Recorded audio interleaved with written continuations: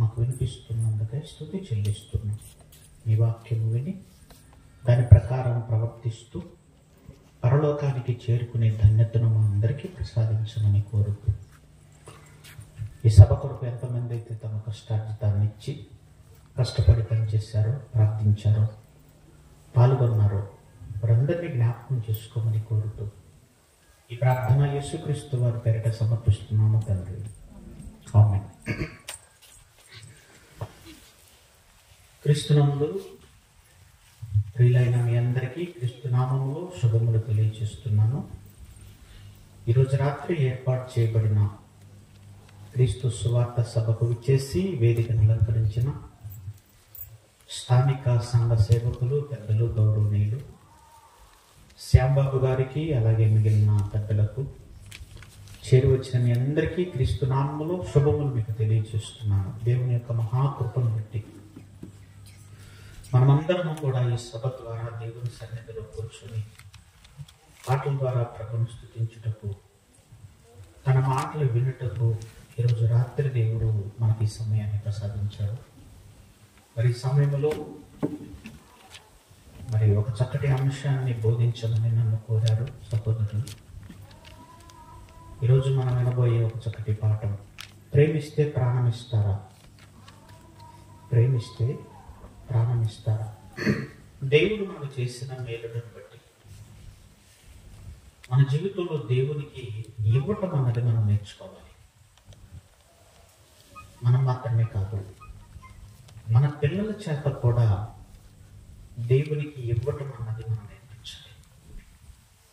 ఈ చక్కటి పద్ధతి మొదటి కుటుంబమైన ఆదాము కుటుంబంలో ఉన్నది. ఆదాము హవ్వల కుటుంబంలో ఉన్నది. హేబేలు తాను కాస్తున్న మందలో నుంచి కొంత దేవునికి ఇవ్వటం మనం చూస్తాం. కయీను కూడా తాను పండించిన పంటలో కొంత దేవునికి తీసుకురావటం మనం చూస్తాం. ఎవరు చెప్పారు వాళ్ళకి దేవునికి ఇవ్వాలి అని? ఎవరు చెప్పారు? తల్లిదండ్రులు చెప్పారు. అంతేనా? తల్లిదండ్రులు చెప్పబట్టి తమ పిల్లలు దేవునికి తీసుకురావాలి, ఇవ్వటానికి తీసుకొని వచ్చారు. అలా దేవుడు మన పట్ల జరిగించిన మేలులకి దేవునికి కూడా మనం ఇవ్వాలి. ఆ ఇవ్వటం మనం చక్కగా నేర్చుకోవాలి. అదే ఈరోజు మన పాఠం.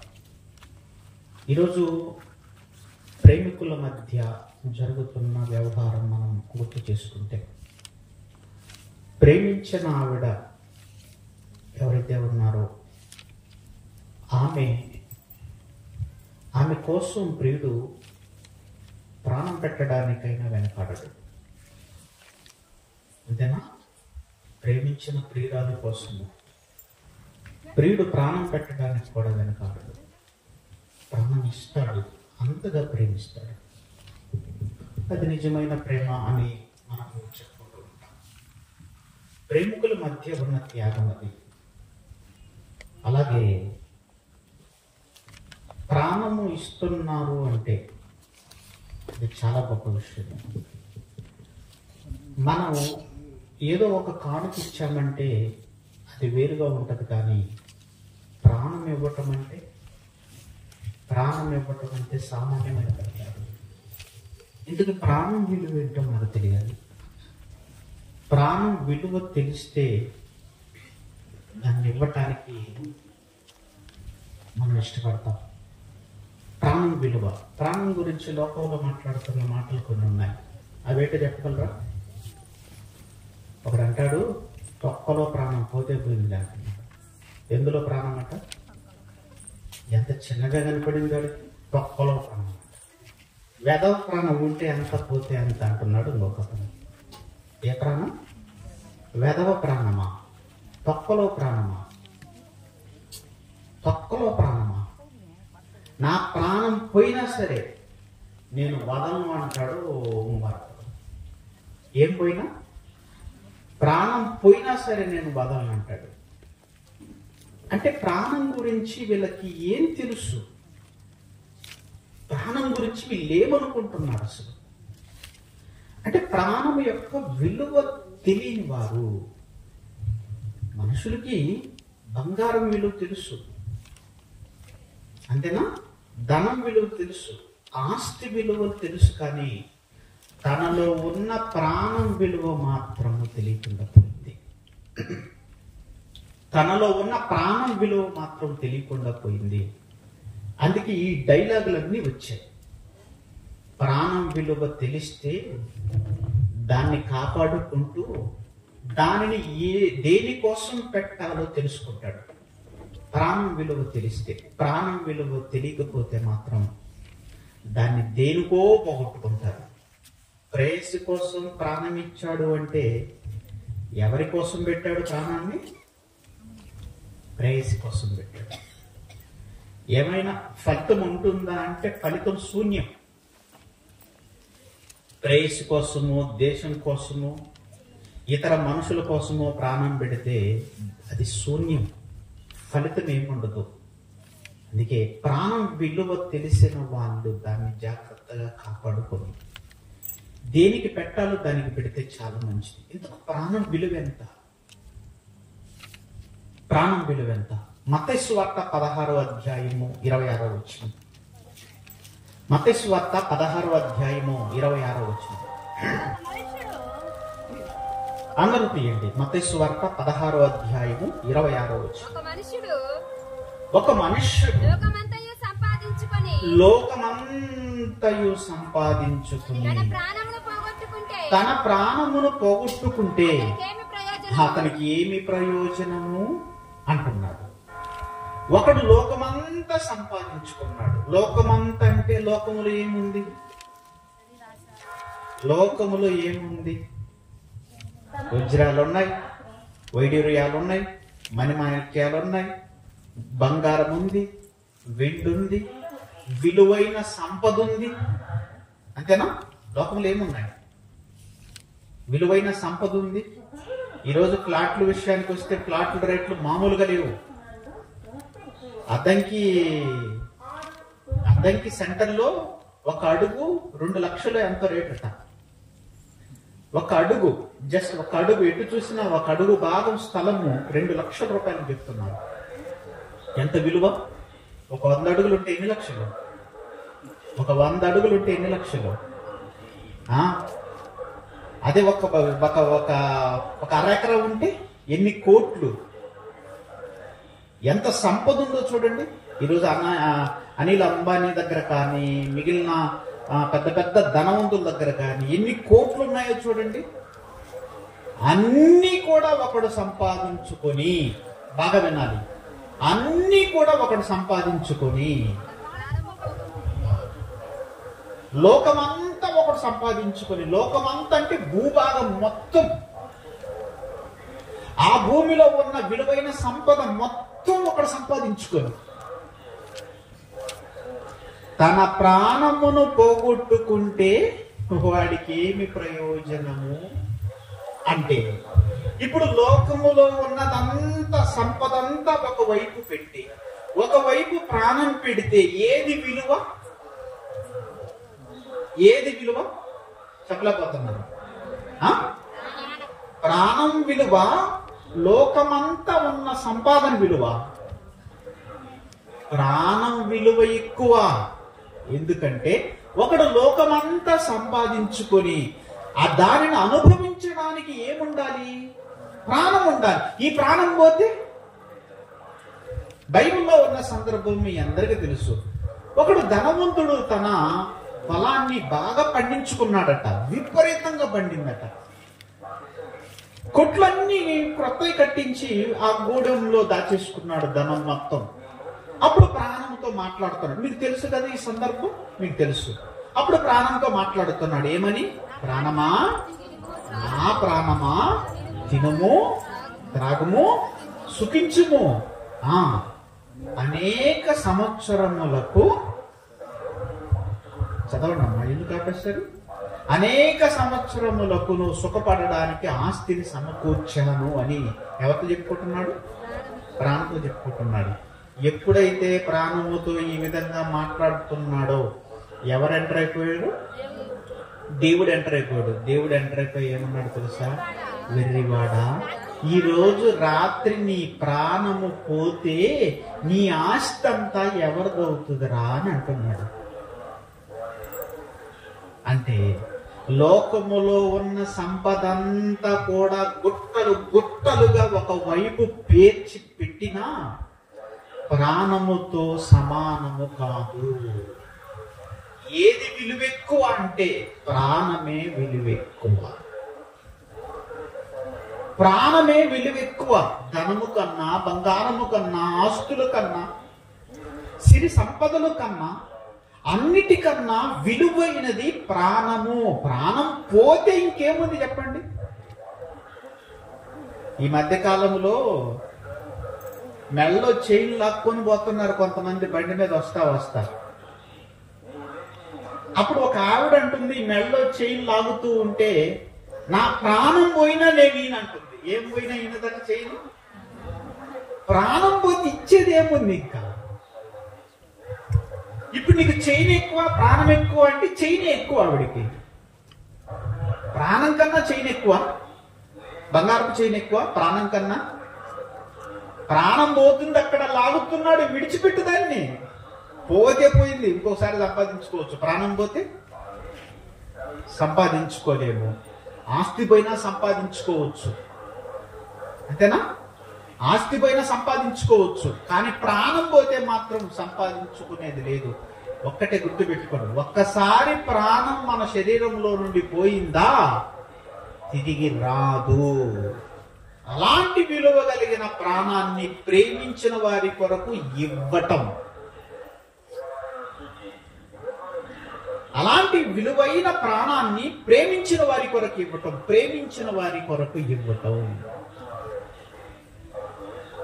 దేవుడు మనల్ని ప్రేమించాడు, అంతేనా? దేవుడు లోకమును ఎంతో ప్రేమించాడు. ప్రేమించి ఏం చేశాడు? మన అవసరాల కోసం అన్నిటినీ కలిగించాడు, అంతేనా? మన అవసరాల కోసం అన్నిటినీ కలిగించాడు. ఆ తర్వాత మనం పాపం చేస్తే ఆ పాపాల ప్రాయశ్చిత్తం కోసం యేసుక్రీస్తు వారిని మన కొరకు ఇచ్చేశాడు. అనగా ఆయన ప్రాణాన్నే మన కొరకు ఇచ్చేశాడు. బాగా వినాలి, ఆయన ప్రాణాన్నే మనకి ఇచ్చేశాడు. ఇచ్చాడే ఇవ్వలేదా? ఆయన మన కొరకు తన ప్రాణము పెట్టెను. ఆయన మన కొరకు తన ప్రాణము పెట్టెను. ఎంత ప్రేమించకపోతే అంత విలువ కలిగిన ప్రాణాన్ని ఇస్తాడు. మనమంటే అంత ప్రేమ ఆయనకి, మనమంటే అంత ప్రేమ కాబట్టే ప్రాణాన్ని ఇచ్చాడు. గుర్తుపెట్టుకోండి, ప్రాణాన్ని ఇచ్చాడు. నీ భార్యను నువ్వు ప్రేమిస్తావా? ప్రేమిస్తావు. ఎంత ప్రేమిస్తావు? చాలా ప్రేమిస్తాను. నా భార్య అంటే నాకు ప్రాణం, నా భార్య నేను చూడలేకుండా ఉండలేను అంటావు కదా. అట్లయితే నీ భార్య అనారోగ్య పాలైపోయి ఒక కన్ను పోయింది, 2 కళ్ళు పోయాయి. నీకు 2 కళ్ళు ఉన్నాయి, 2 కళ్ళల్లో ఒక కన్ను ఇస్తావా? అడుగుతున్నాను, ఇస్తావా? నేను చెప్పండి, ఇస్తారా? నీ భార్య 2 కిడ్నీలు పోయింది, నీకు 2 కిడ్నీలు ఉన్నాయి, ఒక కిడ్నీ ఇస్తావా?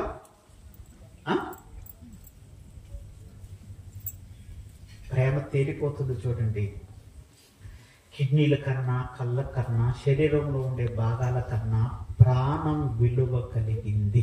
అలాంటి ప్రాణాన్ని యేసుక్రీస్తు వారు ఇచ్చాడండి. కిడ్నీ కాదండి ఇచ్చింది, కన్ను కాదండి ఇచ్చింది, ప్రాణాన్ని ఇచ్చేశాడు. ఆయన ప్రాణాన్ని ఇచ్చేశాడు.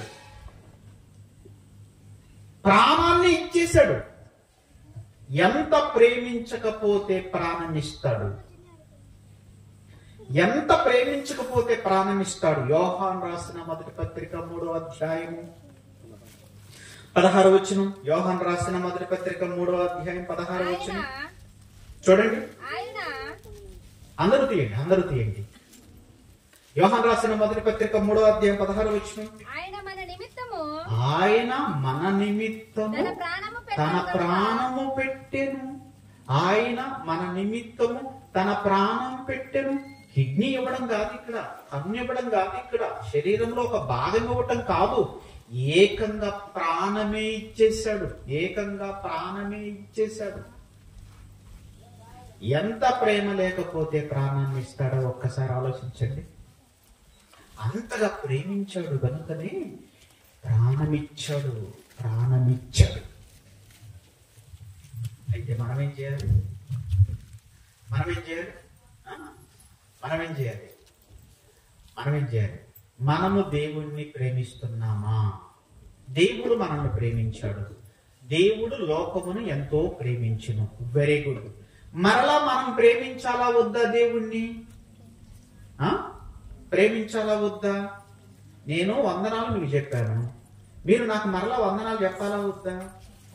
నమస్కారానికి ప్రతి నమస్కారం సంస్కారం అంటారు. అంతేనా? ఇప్పుడు యేసుక్రీస్తు వారు ప్రాణాన్ని పెట్టాడు.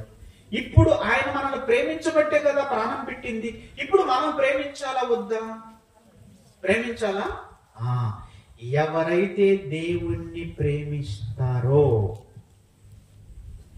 ఆయన మనల్ని ప్రేమించాడు, అవసరాలన్నీ తీర్చాడు. ఆయన మనల్ని ప్రేమించాడు, ఆయన కుమారుడు ప్రాణాన్ని మనకిచ్చాడు. ఇప్పుడు మనం ఏం చేయాలి? తిరిగి ఆయన్ని ప్రేమించాలి, దేవుణ్ణి ప్రేమించాలి, దేవుణ్ణి ప్రేమించాలి. ధర్మశాస్త్రములో మొదటి ఆజ్ఞేది? ధర్మశాస్త్రములో మొదటి ఆజ్ఞేది? నీ దేవుడైన యెహోవాను పూర్ణ మనస్సుతో, పూర్ణ శక్తితో, పూర్ణ బలముతో ఏం చేయాలి? ప్రేమించాలి. నాకంటే ఎక్కువగా ఎవరిని ప్రేమించినా వాడు నాకు పాత్రుడు కాడు అన్నాడు. నాకంటే ఎక్కువగా ఎవరిని ప్రేమించిన వాడు నాకు పాత్రుడు కాడు, వాడు నాకు పాత్రుడు కాడు. కరాకట్టిగా చెప్పేసేసాడండి. మొదట ఆజ్ఞ ఏంటో తెలుసా? అన్నిటికంటే ఎక్కువగా మొట్టమొదటిగా దేవుణ్ణి ప్రేమించాలి. చిత్రంగా ఉంది కదా. ఇప్పటి వరకు మనం విన్న మాటలన్నీ ఎలా ఉన్నాయంటే, దేవుడు మనల్ని ప్రేమించాడు, దేవుడు మనల్ని ప్రేమించాడు అని చెప్పుకున్నాం. కానీ విషయం ఏంటంటే, మనము అన్నిటికంటే ఎక్కువగా దేవుణ్ణి ప్రేమించాలి. మొట్టమొదటి ప్రేమ ఆయనకి చెందాలి, ఆయనకి చెందాలి. దేవుణ్ణి ప్రేమిస్తే నీ ప్రాణం ఇస్తావా? నీ ప్రాణం ఇస్తావా? దేవునికి ప్రాణం ఇస్తావా? అలా ఇచ్చిన వాళ్ళు ఎవరైనా ఉన్నారా అంటే చరిత్రలో ఉన్నారండి. దేవుణ్ణి ప్రేమించిన వారు ప్రాణాన్ని సైతం లెక్క చేయకుండా దేవుని కోసం అర్పించిన వాళ్ళు ఉన్నారు, ప్రాణాన్ని అర్పించిన వాళ్ళు ఉన్నారు. ఒకసారి చూద్దాం. చరిత్రలో ఒక సంఘటన మీకు చూపిస్తాను.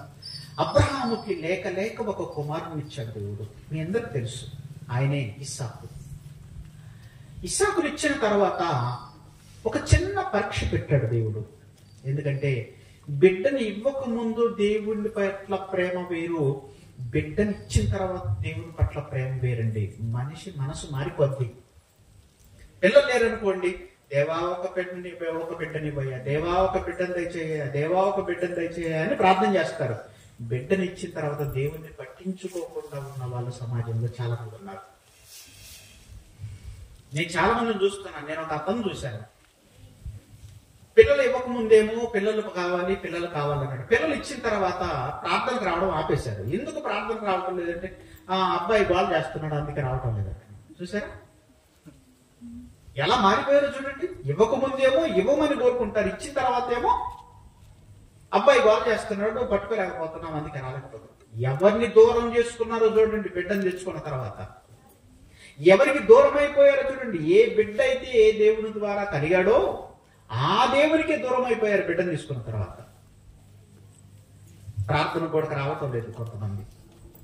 అంతకుముందు ఒక ఆవిడట దేవుని సన్నిధికి వచ్చి ప్రార్థన చేసేదట. ఏమని? అయ్యా ఏ పని లేదయ్యా, ఒక్క పని కల్పించయ్యా, పని లేక అల్లాడిపోతున్నాను అన్నదట. చిన్నగా దేవుడు దైవన్న గేదెలు కొనుక్కుందట. గేదెలు కొనుక్కుని కానీ ప్రార్థనకు మానుకుందట.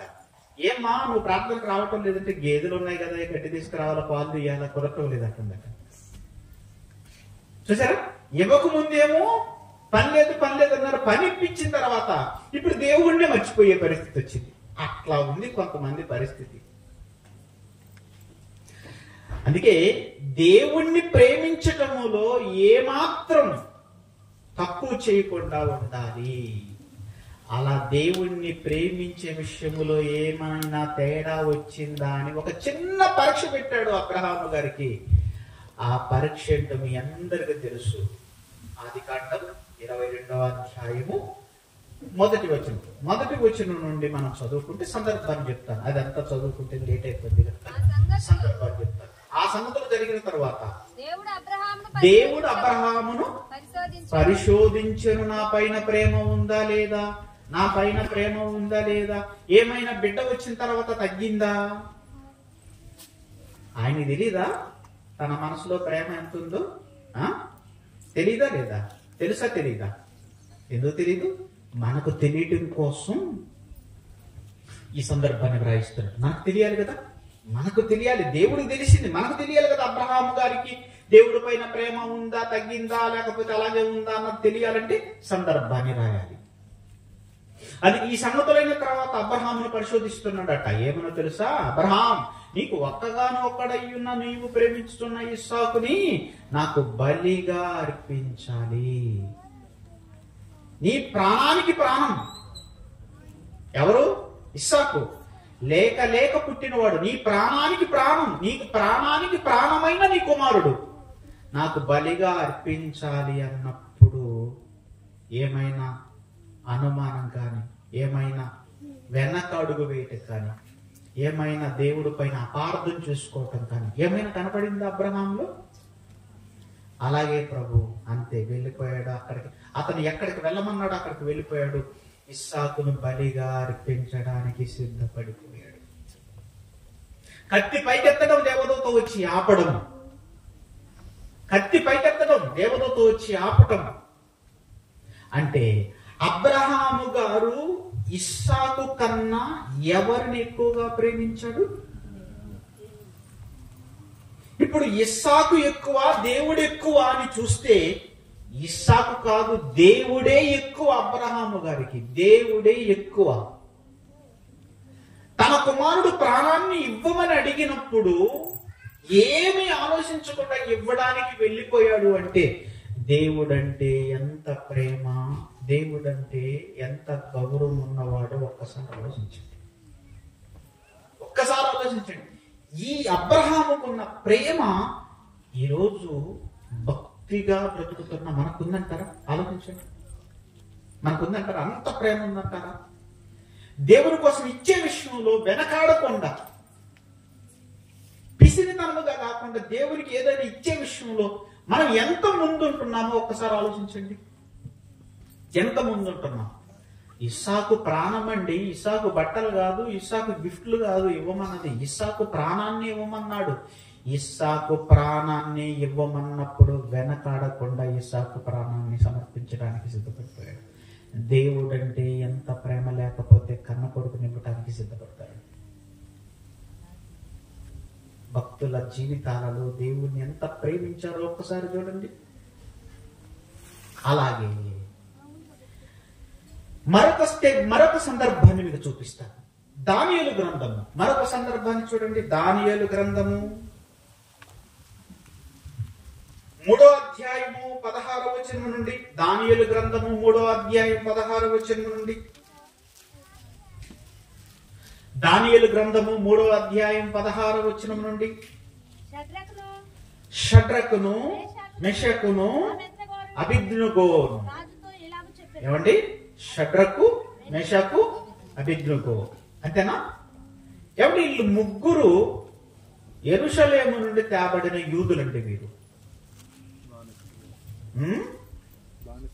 బానిసలుగా వచ్చారు, ఇక్కడ బ్రతుకుతున్నారు. బ్రతుకుతున్న కాలంలో ఈ నెబుకద్నెజరు అనేవాడు ఒక విగ్రహాన్ని జయించాడు. వాడి బొమ్మే చేయించి దానికి నమస్కరించాలని చెప్పేసి ఆజ్ఞ జారీ చేశాడు. సందర్భం మీ అందరికీ తెలుసు. దానికి నమస్కరించాలని చెప్పినప్పుడు ఎవరు? వీళ్ళు చిన్న పిల్లలుగా బాలులుగా ఉన్నారు. వీళ్ళు అంతేనా? పెద్దవాళ్ళ వీళ్ళు? బాలురు, చిన్నవాళ్ళండి వీళ్ళు. ఆ చిన్న వయసులోనే దేవుడంటే ఎంత ప్రేమ కలిగిన వాళ్ళో తెలుసా మీకు? దేవుడంటే ఎంత ప్రేమ కలిగిన వాళ్ళు. రాజాజ్ఞ జారీ అయినప్పుడు వీళ్ళు ఆజ్ఞకు లోబడకుండా ఆ ప్రతిమకు నమస్కారము చేయము అని చెప్పేసి ఎదురు చెప్తారండి. అదే సందర్భం 16వ వచనం నుండి చదువుతండి. షడ్రకును మెషకును అబేద్నెగోలు రాజుతో ఇలాగూ చెప్పిరి. ఏమంటున్నారు? రాజా అని అంటం లేదు. ఏమంటున్నారు తెలుసా? డైరెక్ట్ గా పేరుతో పిలుస్తున్నారు. వీళ్ళ వయసు ఎంత, వాడి వయసు ఎంత. అందులో వాడు ప్రపంచాన్ని ఏలుతున్న రాజు, ప్రపంచాన్ని ఏలుతున్న రాజు క్రూరుడు, అంతేనా? అలాంటి వాడితో వీళ్ళు ఏం మాట్లాడుతున్నారు చూడండి. నెబుకద్నెజరు అంటే రాష్ట్ర ముఖ్యమంత్రి ఉన్నారు ప్రజెంట్ ఇప్పుడు జగన్మోహన్ రెడ్డి గారు. ఏమన్నా దగ్గర సార్ అంటారా లేదంటే జగన్మోహన్ రెడ్డి అంటారా? కలెక్టర్ ఉన్నాడు, అంత పెద్ద ఆయన దగ్గరికి ఎదురుగండి. మన జిల్లా కలెక్టర్ గారు ఉన్నారు, కలెక్టర్ దగ్గరకు వెళ్ళిపోయాను. ఇప్పుడు ఎవరినైనా ప్రజెంట్ ఎవరు? ప్రకాశం కలెక్టర్ గారండి, తెలియదా? దినేష్ కుమారా? అక్కడికి వెళ్ళి సార్ అంటారా దినేష్ కుమార్ అంటారా? సార్ అని పిలుస్తారు. కానీ వీళ్ళ ముగ్గురులో ఉన్న ధైర్యం మామూలు ధైర్యం కాదు. ఎందుకంటే వాడు చేయమన్న పని తప్పు కనుక. ప్రతిమకు నమస్కారం చేయమని చెప్పినప్పుడు వీళ్ళు చెప్పే సమాధానం ఏంటి తెలుసా? నెబుకద్నెజరు ఇందును గూర్చి నీకు సమాధానం చెప్పాలన్న చింత మాకు లేదు, ప్రత్యుత్తరం ఇవ్వాలన్న చింత మాకు లేదు. మేము సేవించుచున్న దేవుడు మండుచున్న వేడిమి గల ఈ అగ్నిగుండములో నుండి మమ్మల్ని తప్పించి రక్షించుటకు సమర్థుడు మరియు నీ వశమున పడకుండా ఆయన మమ్మలను రక్షించును. ఇప్పుడు చెప్తున్నారు తెగింపు మాటలు. ఒకవేళ ఆయన రక్షింపకపోయినను రాజా నీ దేవతలను మేము పూజింపమనియు నీవు నిలువబెట్టించిన బంగారు ప్రతిమకు నమస్కరింపమనియు తెలుసుకో. ఎంత ధైర్యం! దేవుణ్ణి ప్రేమిస్తే ఎంత ధైర్యం వస్తుందా? దేవుణ్ణి ప్రేమిస్తే ఎంత తెంపుగా మాట్లాడతారా? అంతే. దేవుణ్ణి ప్రేమిస్తే, ఎందుకంటే మా వెనక దేవుడు ఉన్నాడు, మా వెనక దేవుడు ఉంటే మాకు భయం ఏంటి? ఒకవేళ ఆయన రక్షించినా రక్షించకపోయినా సరే నీవు పెట్టిన ప్రతిమకు, నీవు నిలువ పెట్టిన ప్రతిమకు మేము నమస్కారం చెయ్యమంటే చెయ్యం. ప్రాణం ఇవ్వటానికైనా సిద్ధపడ్డారండి, ఒక పాపం చేయటానికి ఒప్పుకోలేదు. ఈదులుకున్న రూల్ ఏంటి? దేవునికి తప్ప ఎవరికి మ్రొక్కకూడదు, నమస్కరింపకూడదు, వాడు ఎంతటి వాడైనా సరే. అది ధర్మశాస్త్రపు ఆజ్ఞ. మొద్దికై మీదకి వచ్చింది కూడా ఈ నమస్కారం దగ్గర తేడా వచ్చింది కూడా. మొద్దికై మీదకి వచ్చిన ఉరి కూడా ఈ నమస్కారం వలనే వచ్చింది. ఎవరు కూడా ఎవరికి, యూదులన్న వాళ్ళు ఎవరికి కూడా నమస్కరింపరు. ఏకంగా వీడు ప్రతిమనే పెట్టేసి ప్రతిమకు నమస్కారం చేయమంటున్నాడు. ఆ నమస్కారం చేసే విషయంలో ప్రాణాన్ని ఇవ్వడానికైనా సిద్ధపడ్డారు వీళ్ళు. వీళ్ళ డేరేంటి, వీళ్ళ తెంపేంటి అసలు అర్థం కాకుండా పోయింది. మతిపోయిందంటే చదువుతూ ఉంటే. ఆ తర్వాత వాడు ఎంత సీరియస్ అయ్యాడో, బీపీ పెరిగిపోయి మండుచున్న గుండాన్ని 7 అంతలు మండేటట్టుగా చేసి, ఆ తర్వాత వీళ్ళ ముగ్గురు తీసుకుపోయి వేయటానికి వెళితే వేసేవాళ్ళు చచ్చిపోయారు. వీళ్ళని తీసుకువెళ్ళి గుండములో వేయడానికి తీసుకెళ్తారు కదా, బండ్లు ఉంటారు కదా, వాళ్ళు చచ్చిపోయారు అక్కడ. వీళ్ళు ముగ్గురు గుండంలో పడిన తర్వాత ఆశ్చర్యం, వీళ్ళు చచ్చిపోలేదు. అంటే చావడానికి కూడా సిద్ధపడ్డారు. దేవుని ఆజ్ఞను నెరవేర్చడానికి, చచ్చిపోవడానికి కూడా సిద్ధపడ్డారు. అంటే వీళ్ళ ధైర్యం ఏంటి? యోహాను రాసిన మొదటి పత్రిక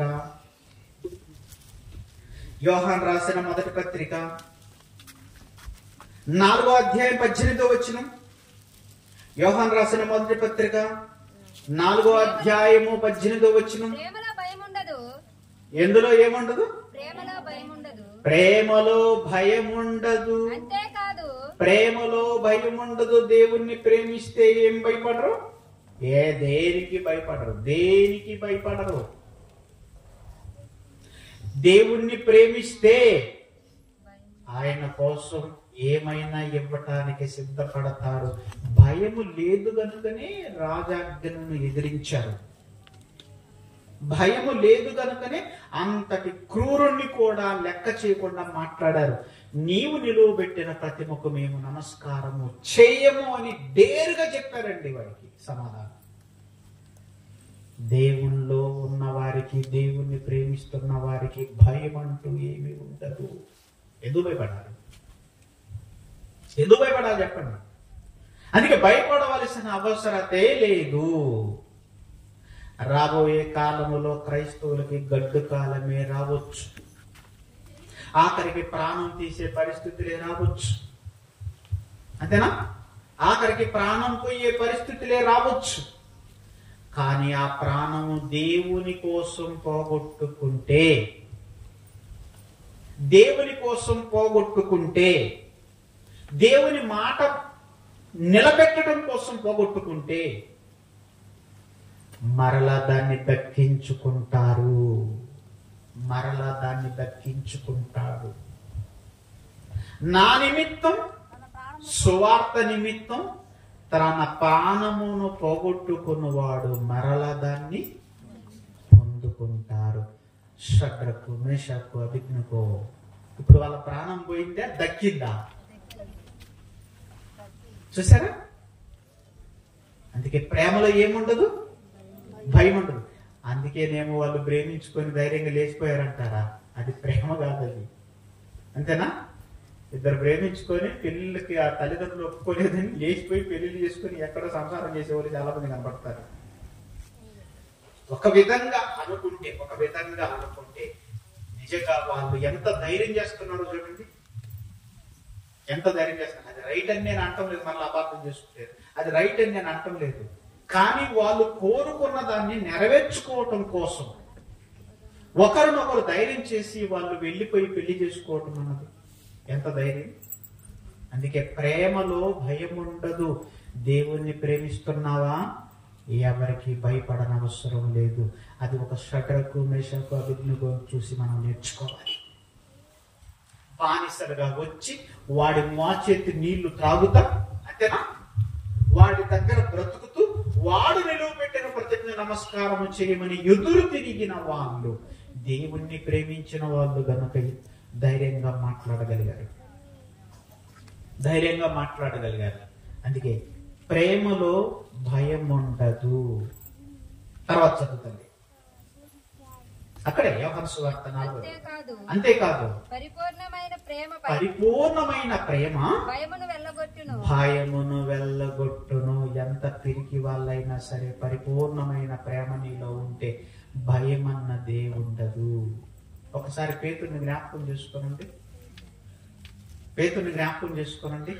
ఆయన పట్టుకోగానే వరకు, ఆయన పట్టుకున్న తర్వాత చూడటానికి ఏం జరుగుద్దో చూద్దామని వెళ్ళిన తర్వాత ఇతను ఆయన శిష్యుల్లో ఒకడు అనగానే ఏమాడాడు? అబద్ధం ఆడాడు. నేను కాదన్నాడు. ఆ తర్వాత ఆ ధైర్యం, ఆ తర్వాత ఆ భయం అన్నది పోయి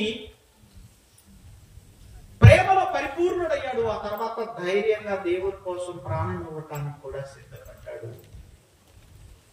దేవుణ్ణి ప్రేమిస్తే అలాగే ఉంటుంది. దేవుణ్ణి ప్రేమిస్తే ప్రాణం ఇవ్వటానికైనా లెక్క చేయనంత ధైర్యం వస్తుంది. అపొస్తలుల కార్యములు 12వ అధ్యాయము. అపొస్తలుల కార్యములు 12వ అధ్యాయం మొదటి వచనము నుండి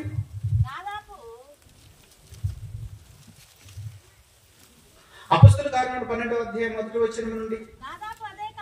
దాదాపు అదే కాలమందు రాజైన హేరోదు సంగపు వారిలో కొందరిని బాధ పెట్టుటకు బలత్కారముగా పట్టుకొని యోహాను సహోదరుడైన యాకోబుని ఖడ్గముతో చంపించెను. ఏమండి, సువార్తను ప్రకటిస్తున్నారు. ప్రకటించకూడదు అన్నది హేరోదు రూలు, ప్రకటించాలి అన్నది వీళ్ళ రూలు. ఈ ప్రకటిస్తున్న సందర్భాలలో సంఘాన్ని బాధ పెట్టారు, హింస పెట్టారు, గందరగోళం చేస్తున్నారు.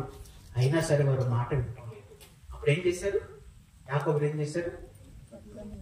కత్తితో నరికేశారండి. కత్తితో నరికేశారు అందరూ చూస్తుండగా. ఇప్పుడు వాళ్ళు చంపడానికి వచ్చినప్పుడు యాకోబు ఏం ఆలోచించాలి? సాధారణంగా ఏం ఆలోచిస్తారు? అమ్మ బాబోయ్ చంపేస్తారు సువార్తను ప్రకటిస్తుంటే అనుకోవాలా? అనుకోవాలి. నేను చచ్చిపోయాను అనుకో, నా భార్య పరిస్థితి ఏంటి, నా పిల్లల పరిస్థితి ఏంటి? ఎవరైనా ఆలోచించేది అదే కదా. అందుకని తప్పించుకొని పోవడానికి చూస్తారు, లేదంటే వాళ్ళు వచ్చినప్పుడు సువార్త ఆపడానికి ట్రై చేస్తారు. కానీ యాకోబు మాత్రం చచ్చిపోవటానికి, ప్రాణం ఇవ్వటానికి సిద్ధపడిపోయాడు. అంటే ఏంటి ఆయన ఆలోచన? ఏంటి ఆయన ఆలోచన? ఏంటి? ఎందుకు చంపుదామన్నా లెక్క చేయకుండా, ప్రాణం సైతం లెక్క చేయకుండా ప్రాణం ఇవ్వటానికి సిద్ధపడిపోయి సువార్తను ప్రకటించాడు. ఇచ్చేశాడా? దాచుకున్నాడా? ఇచ్చేసాడండి. తీసుకో ప్రాణం, నా దేవుని కోసం నేను ప్రాణం ఇవ్వడానికైనా సిద్ధపడ్డానని చెప్పేసి ఇచ్చేసాడండి ఆయన. ఇచ్చేసాడు. ఏంటి ఆయన ధైర్యం అంటే? యేసుక్రీస్తు వారు చెప్పిన మాటే ధైర్యం. ఏంటి ఆయన చెప్పిన మాట?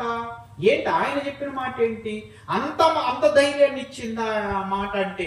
అవును, యేసుక్రీస్తు వారి మాటలు ధైర్యాన్ని ఇస్తాయి.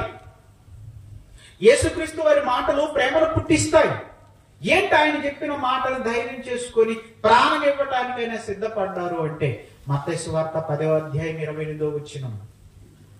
చివరిగా మత్తయి సువార్త 10వ అధ్యాయం 28వ వచనం.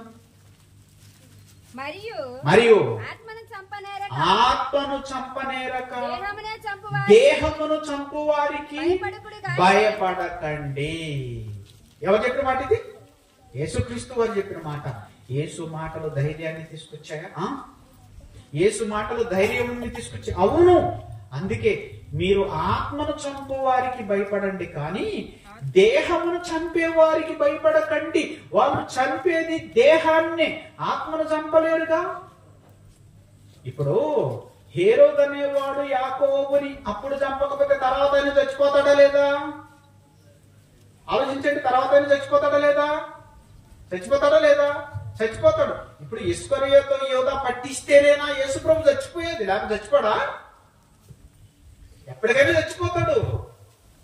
కాకపోతే వాళ్ళ ఆవేశం, వాళ్ళ పట్టుదల, నా మాట కాదంటారా అని చెప్పి అప్పుడే చంపేయడం అన్నమాట. అంతేనా? అందుకే దేహమును చంపు వారికి భయపడకండి.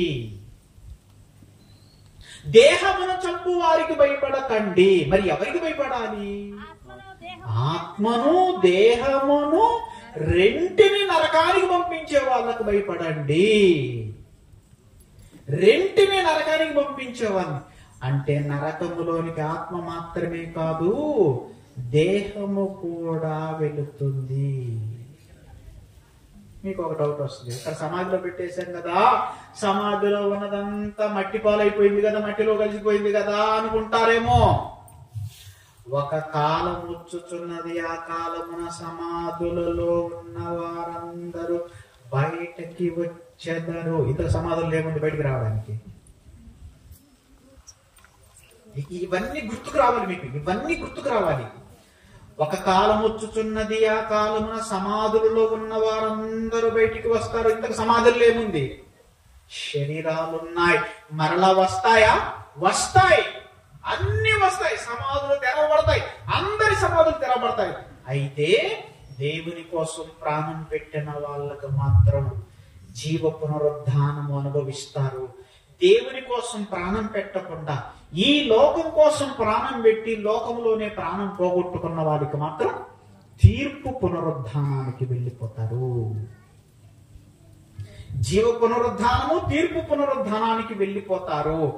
అందుకే యేసుక్రీస్తు వారు ఆ రోజు చెప్పిన మాటను బట్టి శిష్యుల్లో ధైర్యం తెచ్చుకొని ఎవరికి భయపడకుండా, ఎవరిని లెక్క చేయకుండా సువార్తను ప్రకటించడానికి వెళ్ళిపోయారు. అందులో యాకోబుని ఖడ్గముతో చంపించారు. ఒకవైపు హింసలు జరుగుతున్న క్రైస్తవులకి, మరొక వైపు సువార్త ప్రకటించడానికి ధైర్యంగా యాకోబు వెళ్ళిపోయాడంటే ప్రాణం పెట్టడానికైనా వెనకాడలేదు. ఎందుకు ఇంత త్యాగం ఇచ్చిందంటే ప్రేమించాడు గనుక.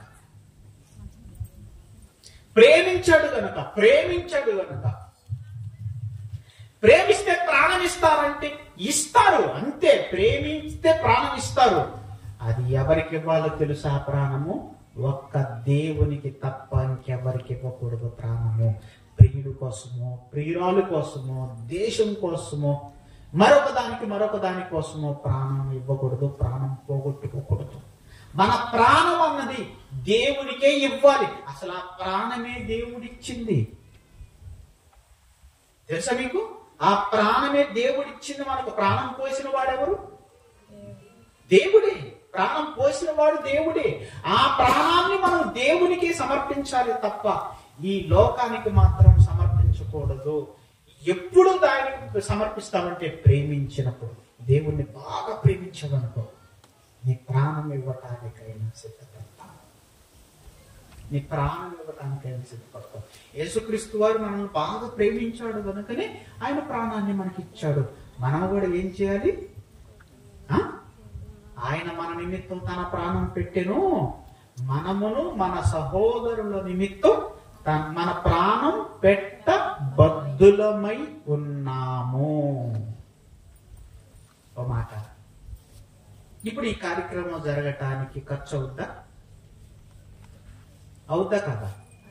అవుద్ది. ఎంత అవుద్ది? సుమారు ఒక 5,000 అవుద్దా? 5,000 అవుద్ది. 5,000 రూపాయల కష్టం ఏంటో తెలుసది? ప్రాణము. అది ప్రాణము. ఎలాగా? ఇప్పుడు 5,000 రూపాయలు రావాలి అంటే కష్టపడి పనిచేయాలి. అంతేనా? కష్టపడి పనిచేయాలి. రెక్కల ముక్కలు చేసుకోవాలి. చెమట కారిపోతుంది. అంటే మన శరీరంలో ఉన్న ప్రాణము అంతా కూడా, మన శరీరంలో ఉన్న ప్రాణం, దేహానికి రక్తం ఏంటి చెప్పండి? దేహానికి రక్తం ఏంటి? ప్రాణము. ఇప్పుడు ఆ రక్తము చెమట రూపంలో కారిపోతుంది. అంటే మనం కష్టపడి పని చేసేటప్పుడు మన ప్రాణమంతా ఖర్చు అవుతుంది. ఆ కష్టపడి సంపాదించిన సంపాదన ఈ సువార్త ఖర్చు పెడుతున్నాడు చూడు. ఇది తన ప్రాణం పెడుతున్నాడు. గుర్తుపెట్టుకోండి, తన ప్రాణం పెడుతున్నాడు. నిజంగా ఈ సభ వలన ఒక ఆత్మ రక్షింపబడితే ఎంత ఆనందం.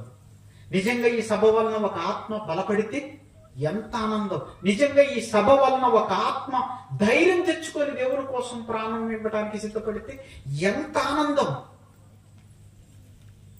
అందుకే ఏ కార్యక్రమం జరిగిన నిజంగా సంతోషంగా జరిగించడానికి ఇష్టపడండి. ఎందుకంటే ఆ కార్యక్రమం వలన ఒక్క ఆత్మైన రక్షణలోనికి వస్తుందేమో, ఒక్క ఆత్మైన బలపడుతుందేమో, ఒక్క ఆత్మైన దేవుని కోసం ప్రాణం పెడుతుందేమో. ఏమోనండి, నా మాటల్లో, నా నోట నుండి వస్తున్న మాటలు ఎంతమందిని బలపరుస్తాయో నాకు తెలియదు. ఒక్క ఆత్మ బలపడితే, ఒక్క ఆత్మ మారితే, ఒక్క ఆత్మ దేవుని కోసం సిద్ధపడితే, అందుకే సహకరించండి. మీ ప్రాణాన్ని పెట్టండి. రోమిలకు రాసిన పత్రిక 12వ అధ్యాయం పూర్తి చేస్తాను. 5 నిమిషాలు. రోమిలకు రాసిన పత్రిక 12వ అధ్యాయం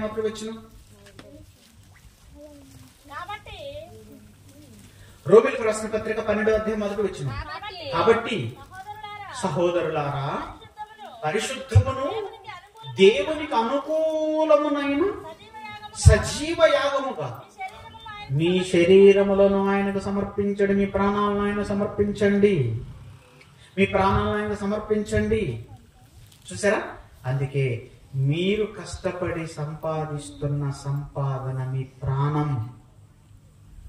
మీ ప్రాణం, అదంతా మీ కష్టం. ఆ కష్టములో నీ దేవుని కోసం ఎంత ఇవ్వగలుగుతున్నావు? నీ ప్రాణములో నీ దేవుని కోసం ఎంత ఇవ్వగలుగుతున్నావు? అపొస్తలులు తమ స్థిరాస్తులు అన్నిటినీ దేవుని కోసం సమర్పించేశారు. తనలో ఉన్న ప్రాణాన్ని కూడా ఇచ్చేశారు, శరీరాన్ని కూడా ఇచ్చేశారు. మనము మన దేవుణ్ణి ఎంత ప్రేమిస్తున్నాము, ఎంత ప్రేమించి ఎంత ప్రాణం ఇస్తున్నామో ఒక్కసారి ఆలోచించి. మన సహోదరుల నిమిత్తం మనము కూడా ప్రాణము పెట్ట బద్దులమయ్యున్నాము. రొట్టె ద్రాక్షారసము తీసుకుంటున్నావు ప్రతి ఆదివారం అంటే అర్థం ఏంటి తెలుసా? నీ ప్రాణం పెడతానని గుర్తు చేస్తుంది. అది నీ ప్రాణం పెట్టాలని గుర్తు చేస్తుంది. నీ ప్రాణం పెట్టాలని గుర్తు చేస్తుంది. ఆయన ప్రాణం పెడితేనే కదా రొట్టె ద్రాక్షారసం మనకు వచ్చింది. ఇప్పుడు మనం తీసుకుంటున్నామంటే అర్థం ఏంటి తెలుసా? మనము కూడా మన సహోదరుల నిమిత్తం ప్రాణం పెట్టడానికి సిద్ధపడుతున్నాము అని అర్థం. అందుకే ఇచ్చేది నేర్చుకోవాలి. మొదట దేవునికి ఇచ్చేది నేర్చుకోవాలి. దేవునికి ఇవ్వటం అన్నది నేర్పించాలి. మన పిల్లలకి ఇవ్వాలి, ఆయనకి ఇవ్వాలి. మనకు చాలా ఇచ్చాడు. ఆఖరికి తన కుమారుడు ప్రాణాన్ని ఇచ్చేశాడు, అంతా ఇచ్చేశాడు. మనము దేవుని కోసం కొంతైనా ఇవ్వకపోతే ఎలాగో చెప్పండి? అది ప్రేమిస్తేనే ఇస్తారు, ప్రేమ లేకపోతే మాత్రం ఇవ్వలేరు. పేతురు, నీవు నన్ను ప్రేమిస్తున్నావా? అవును ప్రభువా, నేను ప్రేమిస్తున్నాను ప్రభువా. మరలా కాసేపు మరలా అడుగుతాడు, పేతురు నువ్వు నన్ను ప్రేమిస్తున్నావా? ఏదో అనుకోని అవును ప్రభు ప్రేమిస్తున్నాను గట్టిగా మాట్లాడతాడు. మరలా మూడోసారి అడుగుతారు, పేతురు నువ్వు నన్ను ప్రేమిస్తున్నావా? ఏంటి ప్రభా, నేను ప్రేమిస్తున్నాను లేదు నీకు తెలీదా? అయితే ఏమన్నాడు? నీ ప్రాణాన్ని. ఆ మాటకు అర్థం అవుతుంది. నా గొర్రెల మేపడితే నీ ప్రాణాన్ని ఇవ్వు అని అర్థం. నీ ప్రాణాన్ని ఇవ్వు. ఎంతమందికి అర్థమయ్యాయి ఈ మాటలు? ఎంతమంది అర్థం చేసుకున్నారు ఈ మాటలు? ఎంతమంది అర్థం చేసుకుని దేవుని కోసం తమ ప్రాణాలను పెడుతున్నారు? ఈరోజు నా ప్రాణాన్ని పెడుతున్నానండి మీకోసం. నా ప్రాణాన్ని పెడుతున్నాను. నేను మాట్లాడుతున్నప్పుడు నా గుండె కొట్టుకుంటూ ఉంటుంది. నా గుండె ఎక్కువ కొట్టుకుంటుంటే రక్తం ఎక్కువ ప్రసరణ అవుతూ ఉంటుంది. ఎక్కువగా నా ఆయుష్ తగ్గిపోతూ ఉంటుంది. మాట్లాడే కొద్దీ నా ప్రాణం అంతా తరిగిపోతూ ఉంటుంది. నా ప్రాణాన్ని దేవుని వాక్యం చెప్పడానికి ఉపయోగపెడుతున్నాను. అందుకే దేవుని కార్యం ఏది జరుగుతున్నా సరే ఆ కార్యంలో మీ ప్రాణం ఉండేటట్టుగా చూసుకోండి. అంటే మీ కష్టార్జితం ఉండేటట్టుగా చూసుకోండి. దేవుని కోసం ఇవ్వటంలో మనం ముందుండాలి. ముందుగా ఆయనకి ఇచ్చి ఆయన దగ్గర నుండి ప్రతిఫలం పొందగలిగిన వాడు ఎవరు? అబ్రహాము ఇస్సాకుని ఇచ్చేశాడు. ఆ తర్వాత ఎంత పెద్ద ఆశీర్వాదం పొందుకున్నాడో చూడండి. ఎంత పెద్ద ఆశీర్వాదం. అందుకే దేవునికి మనం మన ప్రాణాన్ని ఇస్తే, మన కష్టార్జితాన్ని ఇస్తే నష్టపోమండి. అంతకు అంత ఫలితం మనం అనుభవిస్తాం. దేవుడు మనకిచ్చే పరలోకం చాలా చాలా గొప్పది. తన్ను ఎవరైతే ప్రేమిస్తారో వారికి మాత్రమే ఆయన సిద్ధం చేశాడు. దేవుణ్ణి ప్రేమించు వారి కొరకు ఏమి సిద్ధపరిచినవి కంటికి కనబడలేదు, చెవికి వినబడలేదు. అది దేవుణ్ణి ప్రేమించిన వారికి మాత్రమే. దేవుణ్ణి ప్రేమించండి. ఆ దేవుని కోసం మీ ప్రాణాల సైతం లెక్క చేయకుండా ఆ తర్వాత రాబోయే మహాలోకములో ఎంత ఆనందిస్తారు.